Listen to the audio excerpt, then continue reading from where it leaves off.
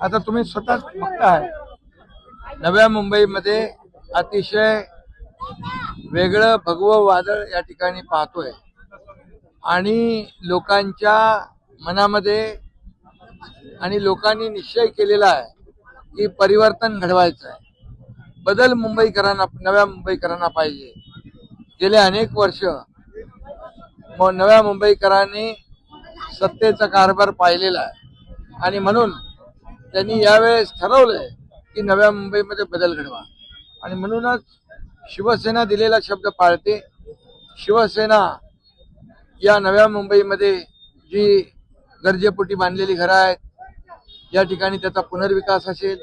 काही सोसायटींची ओशी नाही मिळाली आहे, काही ठिकाणी पुनर्विकासाचे प्रकल्प रखडलेले आहेत, कंडोनियम मध्ये काम होत नव्हती त्याचा निर्णय शिवसेनेने घेतलेला आहे.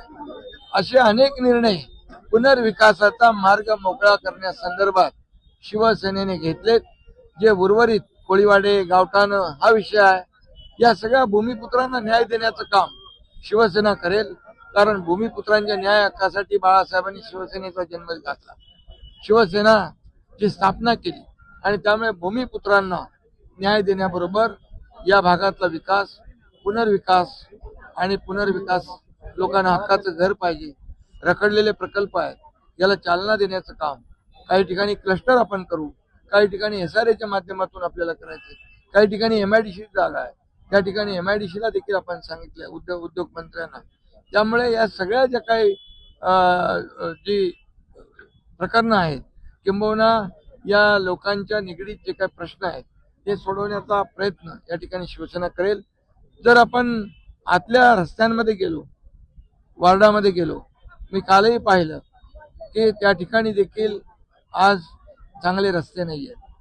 काही ठिकाणी दररोज पिण्याचं पाणी येत नाहीये आणि म्हणून या ठिकाणी संपूर्ण नव्या मुंबईचा सर्वांगीण विकास करायचा असेल तर भाकरी फिरवावी लागेल, बदल घडवावा लागेल. आणि लोकांनी यावेळेस ठरवलेलं आहे की मला भेटताना लोक बोलत होते की या निवडणुकीमध्ये देखील फक्त ही जी काही मोनोपोली आहे ही मोनोपोली तोडण्याची आवश्यकता आहे असं लोकांचं मत आहे. सर, दुपारी गणेश नाईकांनी प्रेस कॉन्फरन्स घेतली तर टीका केली की तुम्ही आहे ते नवी मुंबई लुटण्यासाठी आलेला, मुंबई लुटली तुम्ही गेल्या 5 वर्षात, शहराचं वाटोळं केलं तुम्ही. उद्या नव्या मुंबईमध्ये इतके वर्ष सत्ता कोणाची होती? नव्या मुंबईमध्ये इतके वर्ष सत्ता भोगणारा कोण ही जनतेला माहित आहे. आणि त्यामुळे आम्ही तिथे हुकुमशाही गाजवायला नाही तर लोकांचं राज्य, लोकांना हवा असलेली सत्ता आणण्यासाठी शिवसेना कटिबद्ध आहे.